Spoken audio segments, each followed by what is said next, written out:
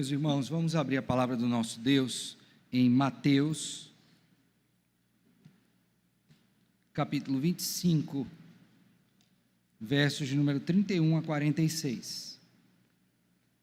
Mateus 25, 31 a 46. Antes de lermos, vamos orar mais uma vez ao Senhor. Bondoso Deus, nosso Pai, graças te rendemos, porque no culto que ao Senhor prestamos, temos também a bênção de ouvir a Tua voz por meio da pregação da Tua palavra. É o Senhor falando conosco, é a Tua voz. Pelo que rogamos, ó Deus, que a nossa atitude ante este momento tão sublime seja de reverência, ó Deus, de esperança, de fé, de amor, que o façamos, ó Deus, com os desejos ardentes de não só de ouvir, mas de aprender e praticar a Tua palavra. Que o Teu Santo Espírito agindo em nós e nos iluminando, nos faça compreender esta mensagem. Transforma-nos, ó Deus, de glória em glória à semelhança do Senhor Jesus Cristo. Toma-nos todos nas Tuas mãos, a começar em mim, para que, ó Deus, seja eu fiel na entrega da Tua palavra. Assim, ó Pai, nós oramos em Cristo Jesus, Senhor e Salvador nosso, com gratidão e perdão dos nossos pecados. Amém, amém. A palavra de Deus, o nosso Senhor, diz assim, irmãos: quando vier o Filho do Homem na sua majestade, e todos os anjos com ele, então se assentará no trono da sua glória, e todas as nações serão reunidas em sua presença, e ele separará uns dos outros, como o pastor separa dos cabritos as ovelhas. E porá as ovelhas à sua direita, mas os cabritos à esquerda. Então dirá o rei aos que estiverem à sua direita: vinde, benditos de meu Pai, entrai na posse do reino que vos está preparado desde a fundação do mundo. Porque tive fome e me deste de comer, tive sede e me deste de beber, era forasteiro e me hospedastes, estava nu e me vestistes, enfermo e me visitastes, preso e foste ver-me. Então perguntarão os justos: Senhor, quando foi que te vimos com fome e te demos de comer, ou com sede e te demos de beber? E quando te vimos forasteiro e te hospedamos, ou nu e te vestimos? E quando te vimos enfermo ou preso e te fomos visitar? O rei, respondendo, lhes dirá: em verdade vos afirmo que sempre que o fizeste a um destes pequeninos irmãos, a mim o fizestes. Então o rei dirá também aos que estiverem à sua esquerda: apartai-vos de mim, malditos, para o fogo eterno, preparado para o diabo e seus anjos. Porque tive fome e não me destes de comer, tive sede e não me destes de beber, sendo forasteiro não me hospedastes, estando nu não me vestistes, achando-me enfermo e preso não foste ver-me. E eles perguntarão: Senhor, quando foi que te vimos com fome, com sede, forasteiro, nu, enfermo ou preso, e não te assistimos? Então lhes responderá: em verdade vos digo, que sempre que eu deixaste de fazer a um destes mais pequeninos, a mim o deixastes de fazer. Irão estes para o castigo eterno, porém os justos para a vida eterna. Amém. Meus irmãos, o profeta Obadias, na sua profecia, que é bem curta, apenas um único capítulo, fez 4 considerações que são importantes, que eu queria me valer delas para introduzir a mensagem que tenho hoje. A primeira consideração feita pelo profeta, que me aproprio, é a seguinte: ele diz no verso 8: não acontecerá naquele dia, diz o Senhor, que farei perecer os sábios de Edom e o entendimento do monte de Esaú. Primeira coisa que eu quero destacar é que o Senhor Deus, no Antigo Testamento, e aqui é uma amostra, já anunciava o dia do juízo. O povo de Deus sabia disto e cultivava essa expectativa. E os profetas, então, guiados pelo Senhor, ratificavam isto, como é o caso do profeta Obadias. A segunda referência que ele faz, agora no verso de número 15, é assim: porque o dia do Senhor está prestes a vir sobre todas as nações, como tu fizeste, assim se fará contigo, o teu malfeito tornará sobre a tua cabeça. Agora, mais uma vez, falando sobre o dia do Senhor, agora ele acrescenta alguns itens. Primeiro, que será um dia sobre todas as nações. Ninguém, absolutamente ninguém ficará fora. Todos, indistintamente. Não importa quem seja. Todas as nações comparecerão diante do Senhor no dia do juízo. Mas aí também este texto nos traz uma outra informação muito importante, que cada um receberá do Senhor conforme as suas obras. Por isso que ele diz, olha, como tu fizeste, assim se fará contigo. O teu malfeito tornará sobre a tua o quê? Cabeça. Então essa é uma informação muito importante que já está no Antigo Testamento. A terceira informação que Obadias traz e que eu destaco, eu faço a dizer que não são as únicas, mas eu queria que você atentasse para essa, é que nesse dia do juízo, claramente haverá uma separação, a despeito de todas as nações estarem reunidas diante do Senhor, mas Deus tratará de modo diferente, uns de outros. Isso é claro, e o texto, no verso 17, diz assim: mas no monte Sião haverá livramento, o monte será santo, e os da casa de Jacó possuirão as suas herdades. Ou seja, Deus vai julgar este povo e vai retribuir a esse povo, de acordo não com as obras do povo, mas pela graça de Deus, e eles então serão abençoados e receberão, portanto, favores do Senhor, favores eternos. Mas tem a última questão que eu queria que você também visse, que está em Obadias, que agora está no verso 21, é que no verso 21 ele diz assim: salvadores hão de subir ao monte Sião para julgamento, ou para julgarem o monte de Esaú. E aí ele faz uma declaração que eu quero que você ouça: e o reino será do Senhor. Então aqui ele está dizendo agora a consumação de tudo. Então observe que Obadias está preparando o povo, seus ouvintes da época, e essa mensagem ela perpassa a vida do povo do Senhor, dizendo: olha, Deus vai julgar, vai ter o dia do Senhor. Nesse dia todas as nações comparecerão perante o Senhor. Nesse dia haverá uma clara separação entre aqueles que são de Deus e aqueles que não são de Deus.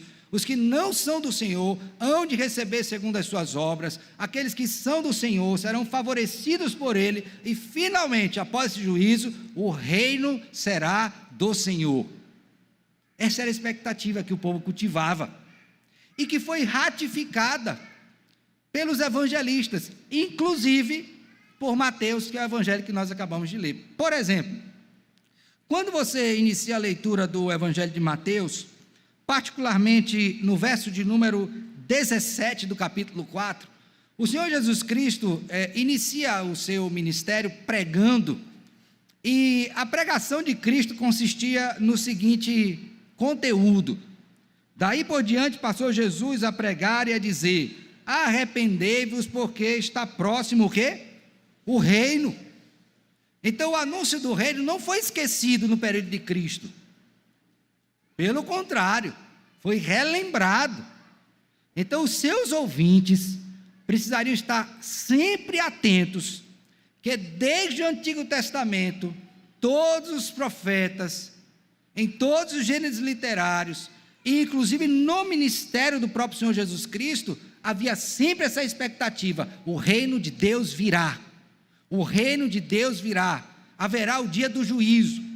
E aí quando nós nos aproximamos, irmãos, do texto de Mateus, e particularmente da porção que foi lida no dia de hoje, isso fica ainda mais evidente, porque dentre os sermões proferidos pelo Senhor Jesus Cristo, ele reservou um sermão só para falar sobre as coisas do fim.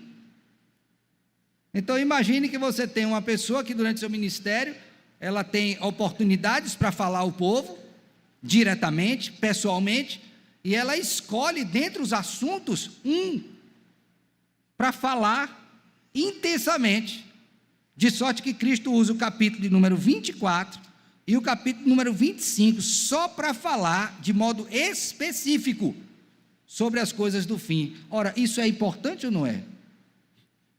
Uma pessoa fala, pisa, repisa, fala de novo e novamente. Por que isso? Para que você aprenda. Então eu tenho que entrar nesse texto entendendo que esse assunto acerca da vinda do reino de Deus é importante para mim.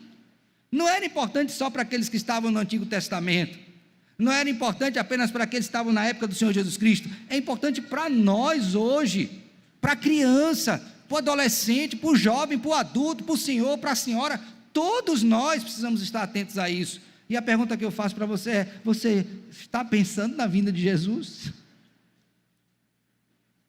Esse é um assunto que tem espaço na sua agenda mental?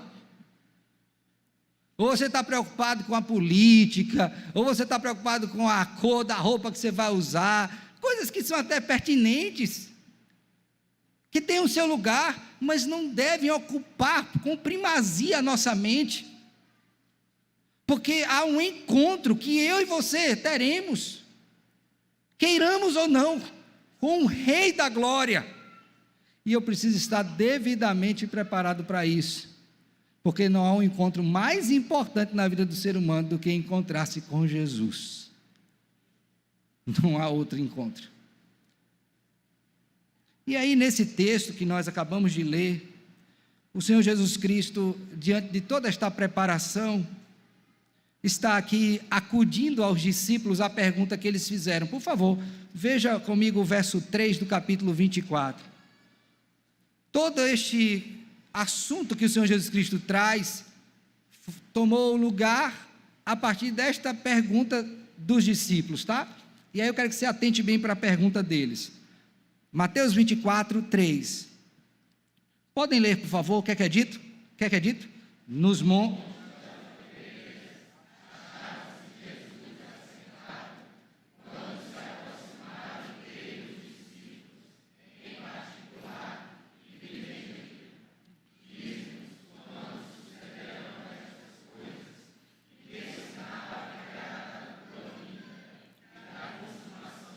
Então o discípulo queria saber: quando é, Senhor?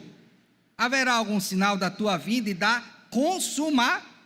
Por que eles perguntaram sobre consumação? Porque eles tinham já em mente, foram ensinados que haveria o dia da consumação, que Obadias chama do dia do Senhor. Então os discípulos queriam saber: Senhor, como é que vai ser isso? E aí Cristo, em meio a esse ensino deste sermão, vai mostrar para eles que mais importante do que saber o dia era perseverar até o fim, firme em Cristo. Isso era importante. Vigilância, para não ser tomado ou apanhado de surpresa. Era necessário prudência no viver. Era necessário fidelidade, uma vida que de fato estivesse alinhado com aquilo que o Senhor mesmo ensinou. Então a questão não era quando, era como. Como eu estarei na época em que Jesus vier. Esse é o ponto. E aí, tendo explicado isso tudo, quando chega agora no capítulo 25, do verso de número 31 até o 46, ele agora vai falar do dia da vinda especificamente. Vocês não perguntaram sobre a vinda? Vocês não perguntaram sobre a consumação? Agora eu vou dizer para vocês o que vai acontecer quando eu vier. E essas então são as últimas palavras de Cristo Jesus aqui, no que diz respeito a esta pergunta dos discípulos. E ele encerra exatamente mostrando como vai ser a sua vinda. Daí eu quero conversar com os irmãos essa noite sobre o seguinte: a gloriosa vinda do Rei Jesus, o Filho do Homem, na consumação, selará o nosso destino final. Quando Jesus vier, na consumação, vai selar o nosso destino, ou seja, a partir dali, não tem mais qualquer tipo de mudança. Ele vem para pôr fim naquilo que Ele mesmo estabeleceu desde os tempos eternos. E como é que vai ser isso? Primeiro, o Rei reunirá todos diante de si. Primeira coisa, veja aí comigo o verso 31 e 32a. Olha só. Quando vier o Filho do Homem, veja que essa designação aqui leva-nos para Daniel, profeta, mostrando que Cristo de fato é o Messias prometido, o filho de Davi, aquele que vai consumar todas as coisas. Então ele está trazendo sobre si esta prerrogativa, porque ele é de fato o Messias prometido. Então, quando vier o Filho do Homem, agora observe bem, na sua majestade, a palavra majestade é a mesma de glória do verso 31. Então ele está dizendo que a vinda de Cristo, pessoal, visível, ok? Ela será uma vida gloriosa, majestosa. Você já viu uma coisa bonita na sua vida? Eu estava considerando quando acontece aqueles casamentos do pessoal lá de família real, né, na Inglaterra. Não é uma pompa aquilo lá, irmãos? Vocês já tiveram a oportunidade de ver como que a coisa acontece? Acompanha a preparação da noiva, do noivo, é roupa de gala especial para aquela época, as pessoas que são convidadas, como é que elas vão, os desfiles, até a chegada do rei e tal. Pensou naquilo? Pois a vinda de Cristo será infinitamente mais gloriosa, porque ali é um rei do mundo, o rei dos reis virá. Então a melhor palavra que Mateus encontrou aqui foi exatamente a palavra doxa, glória, para mostrar que será algo de peso, nunca visto. Assim virá Jesus. Por isso que ele diz, quando vier o Filho do Homem, na sua majestade, está dizendo, aquilo que lhe é próprio, aquilo que é devido ao seu ser, a glória do Senhor manifesta. E ele virá acompanhado dos seus anjos, e todos os anjos com ele. João, escrevendo ali o Apocalipse, né, que ele recebeu por revelação, mostra-nos isso, a gloriosa vinda do rei, é encantador. Então o Senhor Jesus Cristo está querendo que seus discípulos tenham uma visão disto, e quando ele vier, então, ele se assentará no trono da sua glória. O que quer dizer isso? Que ele está de fato assumindo a sua posição de rei, e ele está sentado no trono, do qual, ou a partir do qual, ele julgará todas o quê? As nações. Então ele sentado no seu trono, com o cetro do seu reino, diante dos seus anjos, ele estará pronto para julgar as nações, todos, indistintamente. Então a primeira coisa que o rei fará é chegar e ele vai reunir. Agora veja o verso 32a. E todas as nações serão reunidas em sua o quê? Presença. Irmãos, desde Adão até o último ser humano, de todas as nações, de todos os tempos, portanto, todos comparecerão perante o tribunal do Rei Jesus. Agora é importante você entender isso aqui, querido, porque a gente está dizendo assim, pastor, mas e os que morreram? Ressuscitarão para o juízo. Tanto é que a Bíblia diz que o mar dará os seus mortos. Ou seja, não importa onde você morreu, quando você morreu, quando o rei vier, você vai estar na presença dele. Você comparecerá. E quem vai tomar essa atitude de reunir é o próprio rei. Por isso que Mateus é muito enfático em dizer o seguinte, olha, e todas as nações serão reunidas em sua presença. É o rei que desperta a vinda das nações, e não as nações que vão ao rei. Então não só para a salvação é Deus que toma a iniciativa, como também para o juízo. É um ato soberano de Deus, Ele determinou que será assim. Então a primeira coisa que você tem que saber, é que você vai comparecer diante do rei. Agora presta atenção,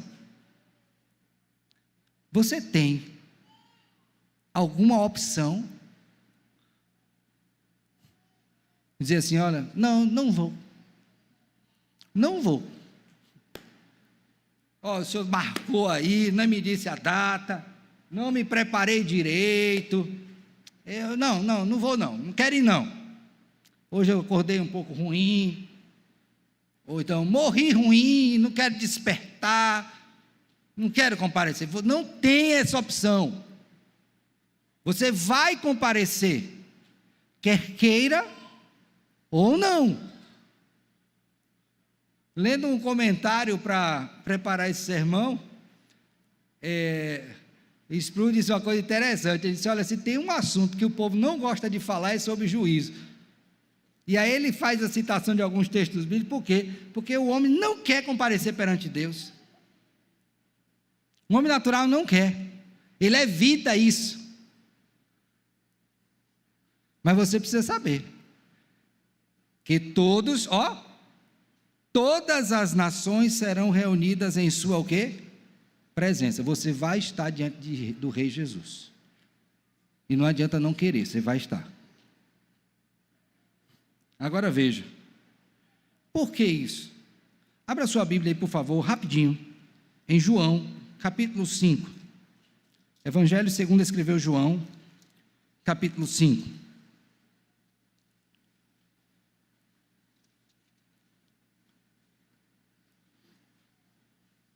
Por que você vai comparecer diante da presença do Senhor Jesus? Verso 22, João 5, 22. Abriram? Posso ler? Diz assim, e o Pai a ninguém julga, mas ao Filho confiou o quê? Confiou a quem? A Jesus. Então você vai comparecer perante Ele, porque o Pai designou isso. Agora veja o verso 27. E lhe deu autoridade para julgar, porque é o Filho de quem? Lembra que ele disse, quando o Filho do homem vier.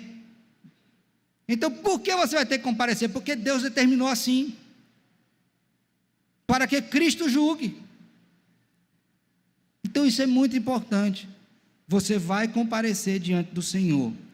Agora abra sua Bíblia em Filipenses 2, por favor, Filipenses capítulo 2, versos 9 e 10. Olha o que é dito. Pelo que também Deus o exaltou sobremaneira, e lhe deu o nome que está acima de todo nome, para que ao nome de Jesus se dobre todo o joelho, nos céus, na terra, debaixo da terra. Agora leia o 11 junto. E toda língua confesse.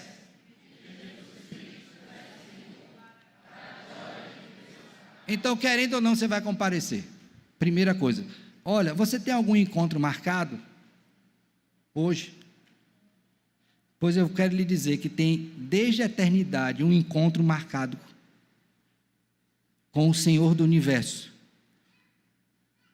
E você vai estar lá, vivo ou morto. Ouviram? Você vai estar lá. Querendo ou não, você vai se encontrar com Jesus.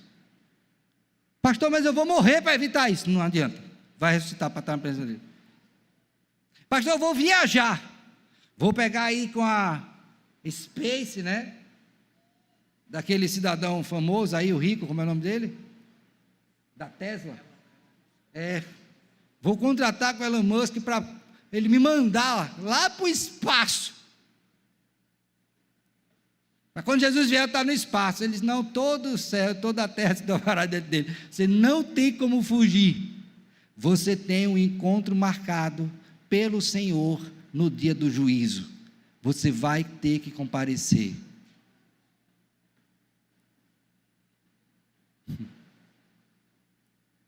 Se eu fosse você, eu começaria a pensar sobre isso.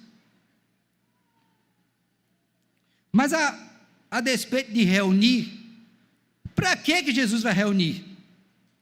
Agora veja comigo, por favor, verso 32, volte para o capítulo 25, parte B, até o 33. Primeira coisa que o rei fará é reunir.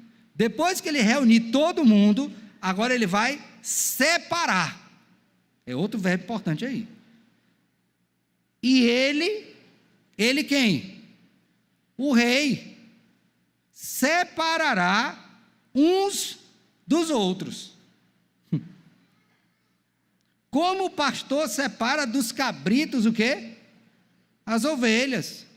E porá as ovelhas à sua direita, mas os cabritos à esquerda. O que o Senhor Jesus Cristo está mostrando aqui? Que no dia que ele vier, que ajuntar, ele vai separar cabritos de ovelhas, coisa que só ele pode fazer, e que os discípulos quiseram fazer. Por exemplo, quando o Senhor Jesus Cristo falou da parábola do joio e do trigo, que os discípulos ouviram, eles disseram: Senhor, por que não mete logo a força aí para separar isso tudo? Ele disse: não, vocês não podem fazer isso não, porque isso aí está reservado para o dia da consumação, porque só Cristo sabe quem é trigo e quem é o quê? E quem é ovelha e quem é o quê? Bode. A cabrita aqui é bode. Ovelha é um animal dócil, frágil. Mas tu já criou cabrito? Tu já viu pelo menos a criação de bode? Bode não tem cerca para segurar bode. Bode come tudo. Bode sai andando pelo mundo errante. Bode dá chifrada. A natureza é de bode mesmo. Então não é à toa que essa figura está sendo usada, que é uma diferença clara entre ovelha e bode. Mas eu não sei quem é bode. Eu não sei quem é ovelha. O máximo que eu posso ver é o que é externo. Mas dentro eu não tenho como. E aí eu queria que você observasse comigo, por favor, abra sua Bíblia aí em Mateus, capítulo de número 13. Olha só. Mateus 13. Verso 36. Tendo Jesus contado a parábola do joio e do trigo, agora ele vai explicar a parábola para os seus discípulos. E essa parábola ela tem um fundo escatológico. Verso 36, Então, despedindo as multidões, foi Jesus para casa. E chegando-se a ele, os seus discípulos disseram: explica-nos a parábola do joio do campo. E ele respondeu: o que semeia a boa semente é o filho do homem. O campo é o mundo. A boa semente são os filhos do reino. O joio são os filhos do... Então o bode lá é filho de quem? Diga, não tenha medo não. O bode é o filho do maligno. E quem é o maligno? Filhos do diabo, filhos da ira. É bode. Não tenha medo de dizer não, é isso que a Bíblia diz. Os filhos do reino são os filhos de Deus, são os filhos da luz. Ok? Esse é o trigo. Então ele diz, verso 39, o inimigo que o semeou é o diabo, a ceifa é a consumação do século. Olha aí o ponto. Então o dia da ceifa é também chamado de dia da consumação do século. Agora veja, pois assim como o joio é colhido e lançado ao fogo, assim será na consumação do século. Então para onde vai o joio? Para o fogo. E para onde vai o bode? Para o fogo também. Mandará o Filho do Homem os seus anjos, que ajuntarão do seu reino todos os escândalos e os que praticam a iniquidade, e os lançarão na fornalha acesa. Ali haverá choro e ranger de dentes. Então os justos resplandecerão como o sol no reino de seu Pai. Quem tem ouvidos, ouça. Então Cristo já tinha dito, quando ele vier ele vai se separar. Irmãos, quando você ouve esse negócio de separação, e aqui olhando para a igreja aqui, tem um corredor aqui no meio, aqui é a direita, minha direita, aqui é minha esquerda. No dia que Jesus vier, você quer estar de que lado?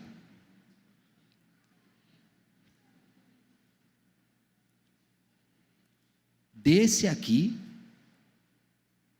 ou desse?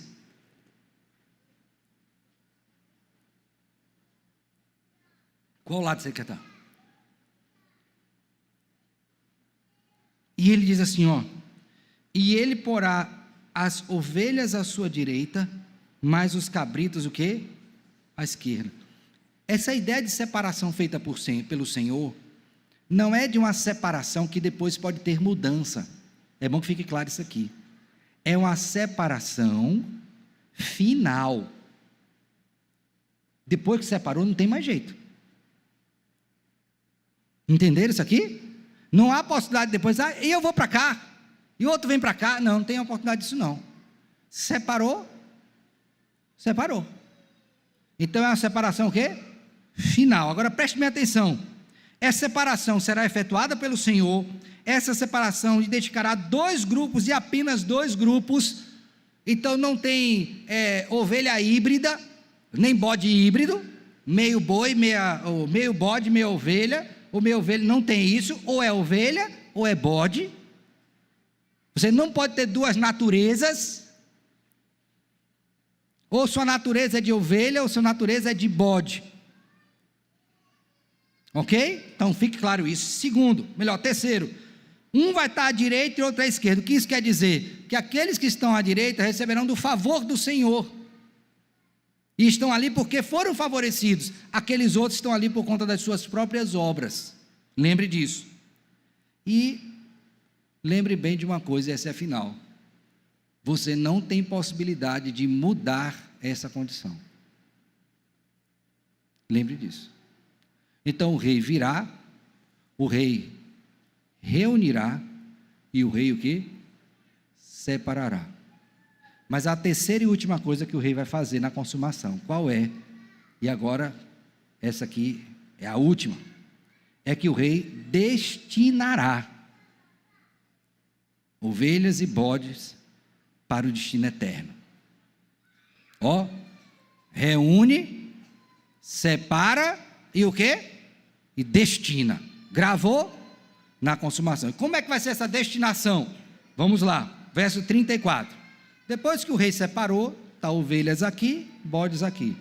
Então, dirá o rei aos que estiverem à sua direita. Então o rei se volta para a direita. Quem é que está na direita?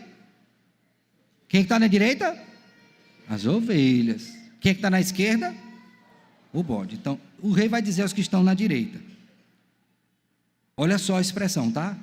Vinde, benditos de meu Pai. Então, como é a estima que o rei tem pelas ovelhas? Ele as vê como benditos do Pai. Lembra que ele diz assim: aqueles que o Pai me deu, nem um só se perderá. Benditos, abençoados. É isso que aqueles que fazem parte das ovelhas ouvirão. Benditos de meu Pai. Vocês estão aqui porque vocês foram favorecidos por meu Pai. Vocês não estão aqui por suas obras. Vocês estão aqui porque a graça de Deus os alcançou. E isso é o ponto. E aí ele diz: entrai, primeiro vinde, depois o quê? Entrai na posse do reino. Que reino? O reino de Deus. Agora olha a coisa interessante, que vos está preparada desde o quê? A fundação de quê? Peraí, pastor, agora eu não entendi. Então o Senhor está dizendo que o rei vai dizer uma palavra, que o reino que está preparado foi antes mesmo que eu viesse à existência? Sim. Então, antes mesmo que você tivesse nascido e praticado o bem ou o mal, o seu destino externo já estava garantido. Por quem? Por Deus. E o que é isso? A eleição. A soberana eleição do Senhor. Lembre que você foi eleito desde os tempos, o quê? Então, antes que o reino de Deus tivesse sido, que o mundo viesse a existir, o reino de Deus já estava sendo preparado pelo Senhor. E ele já sabia quem ia habitar. Por isso que a fala do rei é: vinde benditos, vinde favorecidos, vinde abençoados de meu Pai. Porque estão ali pela graça do Pai, e não por suas obras. Que maravilha, não é? Aí, agora Cristo vai mostrar por que esse povo está lá. E aqui eu quero que você tome muito cuidado com essas palavras, não porque as palavras de Deus estão erradas, não, mas porque você pode olhar para esse texto enviesado, e olhar para esta porção e dizer assim: está vendo por que eu vou para o céu?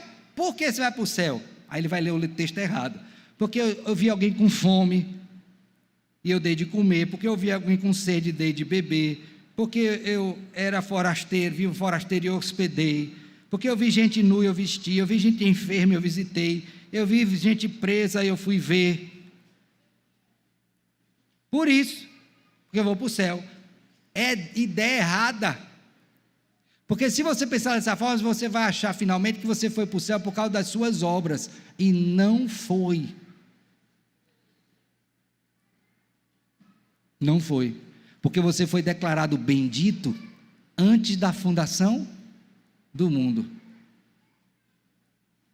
Mas pastor, então agora eu não entendi.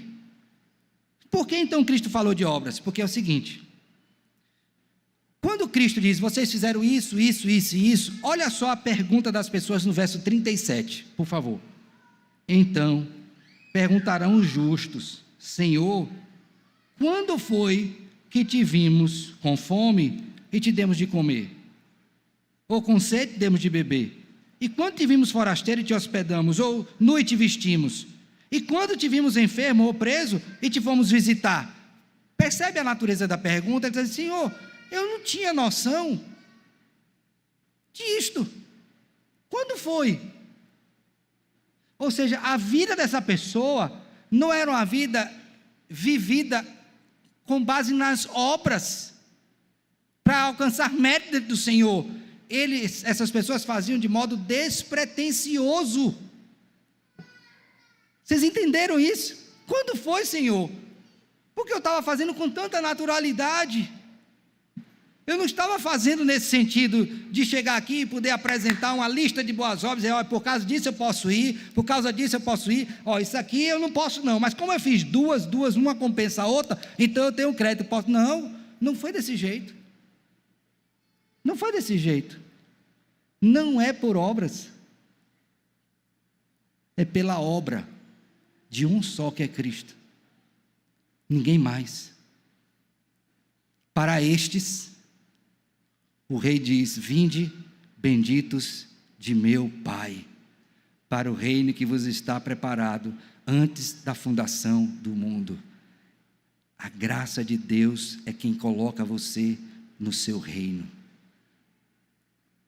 O reino do Pai. Não é por obras, por mim praticadas, mas pela obra do Redentor, o Senhor Jesus. Ninguém vai para o reino pelo que faz. Porque se for pelo que você faz, você não estaria no reino. Você estaria onde? No inferno. Mas aí o primeiro grupo ouviu isso, né? Para onde é que vai o primeiro grupo? Ó, o primeiro grupo, recebido com esse amor, vai para o reino preparado desde a fundação o quê? Do mundo. Aí fica a expectativa: e os bodes, pastor, vão para onde? Aí a palavra também diz. Observe que há um paralelismo aqui na descrição dos dois eventos. Você tem coisas aqui iguais em um e outro, no que diz respeito à natureza do que é dito, a saber, para quem, qual o conteúdo da fala e a destinação. Mas a diferença é que um vai para o céu e o outro vai para onde? Para o inferno. Então veja comigo agora, verso 41. Então o rei dirá também aos que estiverem à sua esquerda. Então eles vão ouvir a sentença. É o rei julgando, então é a sentença, tá? Para o primeiro, o rei disse o quê? Vinde benditos. Para o segundo, o que foi que ele disse? Apartai-vos de mim, malditos. Que palavra, não é? Apartai-vos de mim, malditos. Não vos conheço.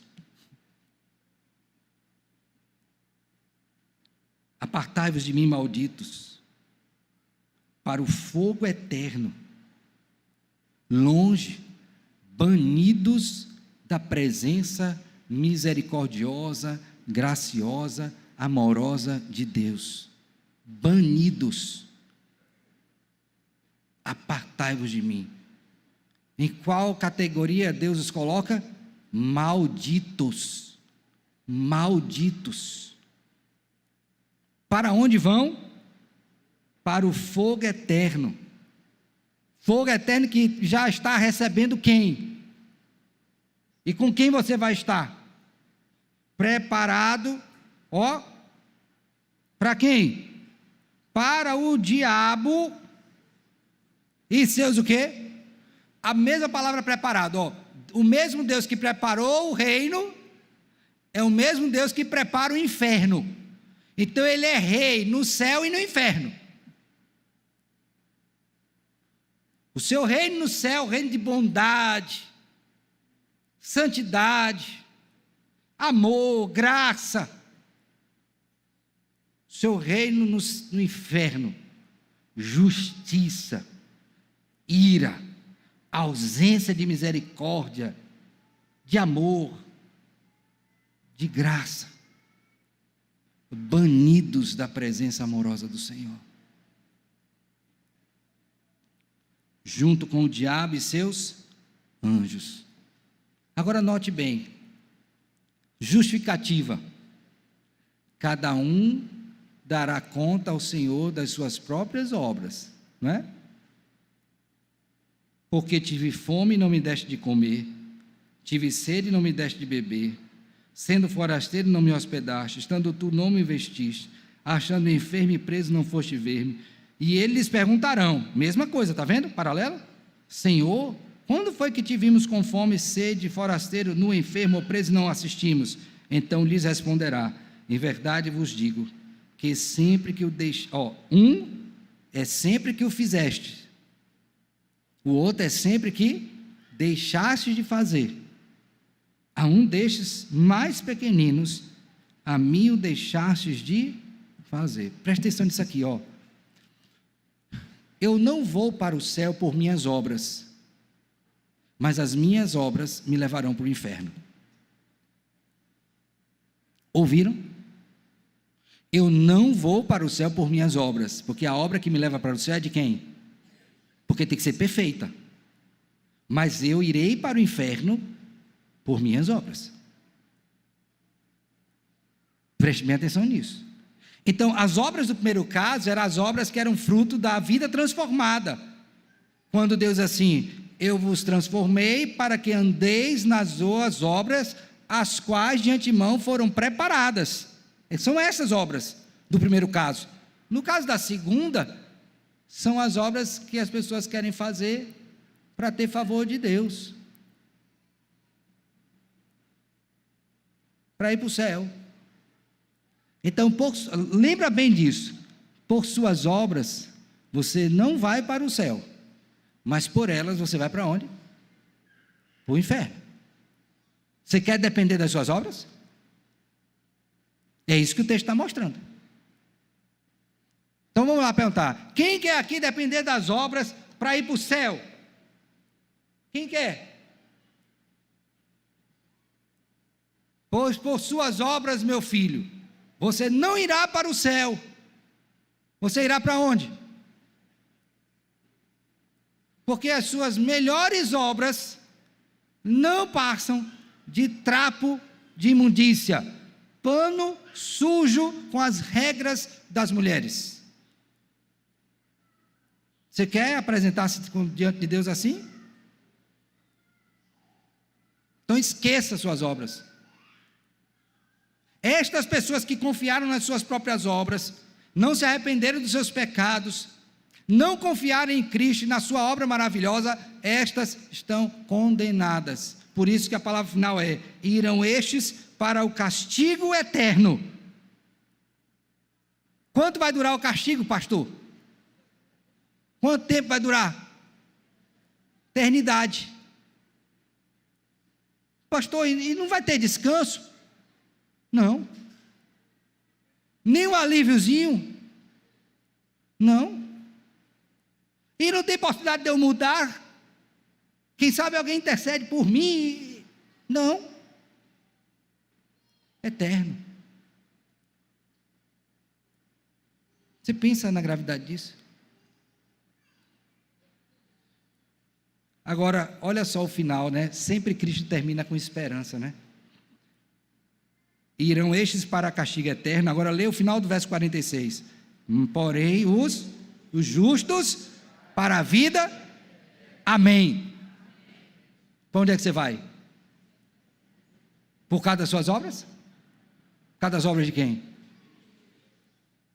Amém. Que lição eu queria que você tirasse para a sua vida disso aqui? Primeiro, a vinda do rei é certa. Tem um encontro marcado. Não adianta fugir. É certa. Entendeu? Pastor, mas eu não quero me encontrar com Deus. Oh, que pena, filho. Não posso lhe atender nisso. Você vai ter que se encontrar com Ele. É um encontro marcado. Você querendo ou não, você vai ter que se encontrar. Ouviu, Daniel? Ouviu, José? Ouviu, Aninha? Ouviu, Maria? Ouviu, Júlia? Você vai se encontrar com Jesus.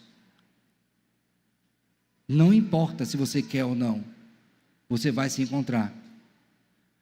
Ora, se o encontro é certo, o que é que eu deveria pensar? E aqui é a segunda coisa.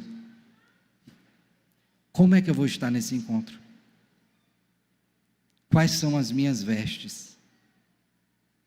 Eu vou fazer como Adão e Eva e coser cinta de folha de figueira para que Deus não me veja na minha nudez terrível?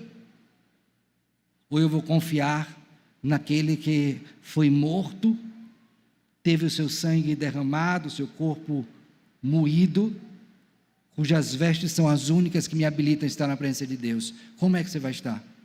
Você quer continuar confiando em você mesmo? Seja tolo, não. Não vai resolver. Você precisa estar em Jesus nesse dia. Do contrário, você vai padecer. Não importa se você, eu sou boa filha, eu sou bom pai, eu sou bom. Você pode botar o bom que você quiser, meu filho. Se você não apresentar essas coisas em Cristo, elas não terão diante de Deus no dia do juízo qualquer valor. Não terão. Então o seu destino eterno é uma questão da graça e poder de Deus, e não das suas obras. Agora pense no seguinte: aquelas pessoas que praticavam boas obras e foram salvas, não pelas obras, mas pela obra de Cristo, mas elas praticavam. Vocês perceberam a falta de pretensão delas? Quando foi, Senhor? Olha, você não precisa tocar trombeta para fazer o que Deus ordenou, não. Olha como eu sou santo. Pá, toca para você ouvir. Olha, veja aqui como eu sou santo. Você não está vendo quanto eu sou santo, não? Olha aqui como eu sou bom. Para de fazer as coisas para querer mostrar aos outros. Para com isso. Viva a vida de um crente fiel, modesto, humilde. Para de querer ficar mostrando as coisas. Boas obras, meu filho, não precisa tocar a trombeta para mostrar, não, porque como são obras da luz, naturalmente elas se manifestarão. Não precisa você estar procurando. Você só precisa viver a vida de um humilde, santo e obediente servo. Só isso. Humilde, santo e o quê? Obediente. Deus, que te vê em secreto, te recompensará publicamente. Só isso. Não precisa ficar mostrando. Viva. Eu tenho muito receio de gente que fica toda hora dizendo que fez isso, que fez aquilo, que eu fiz aquilo, que eu fiz aquilo. Pelo amor de Deus, você fez o quê? Só fez o que Deus permitiu. E se fez tudo, não passa de servo o quê? Que tipo de servo é? Inútil. Fez apenas o que deveria ter sido feito. Pronto. Acabou. Acabou. Senhor, quando foi que a gente viu e fez vida sem pretensão de ser vista? Seja a boca de outro que o louve, e não a tua própria. É isso que Deus ensina. Vida de servo humilde. Agora eu quero finalizar dizendo o seguinte: você viu, ouviu o que está preparado para você que vai habitar com o Senhor?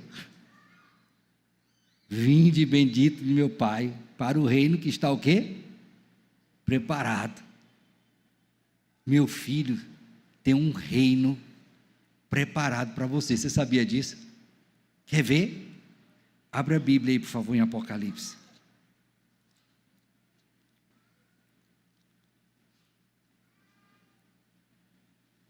Vinte e um, 9.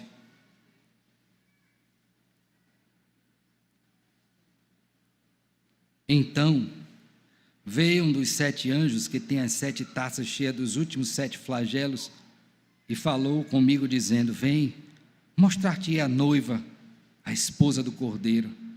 E me transportou em espírito até uma grande e elevada montanha, e me mostrou uma cidade, Jerusalém, que descia do céu da parte de Deus, a qual tem a glória de Deus. O seu fulgor era semelhante a uma pedra preciosíssima, como pedra de jaspe cristalina. Tinha grande e alta muralha, 12 portas, junto às portas 12 anjos, sobre elas nomes escritos, que são os nomes das 12 tribos dos filhos de Israel. 3 portas se achavam a leste, 3 ao norte, 3 ao sul e 3 a oeste. A muralha da cidade tinha 12 fundamentos, estavam sobre estes os 12 nomes dos 12 apóstolos do Cordeiro. Aquele que falava comigo tinha por medida uma vara de ouro para medir a cidade, as suas portas e a muralha. A cidade é quadrangular, de comprimento e largura iguais, e mediu a cidade com a vara até 12.000 estádios. O seu comprimento e a sua largura são iguais. Agora verso 22. Nela não vi santuário, porque o santuário é o Senhor, o Deus Todo-Poderoso, o Cordeiro. A cidade não precisa nem do sol nem da lua para lhe darem claridade, porque a glória de Deus a iluminou e o Cordeiro é a sua lâmpada. Vocês estão vendo isso? É isso que está preparado para mim e para você que cremos em Jesus. Eu queria que você fosse para casa hoje sabendo que você tem um encontro marcado, que você tem que estar preparado, mas que será um encontro que você deve almejar com todas as forças da sua alma, porque será o melhor encontro que você pode ter na sua vida, porque a partir dali, meu filho, você terá as benesses que o Pai preparou para as suas ovelhas, e não para os bodes. Que Deus tenha misericórdia de nós e nos ajude. Amém. Amém.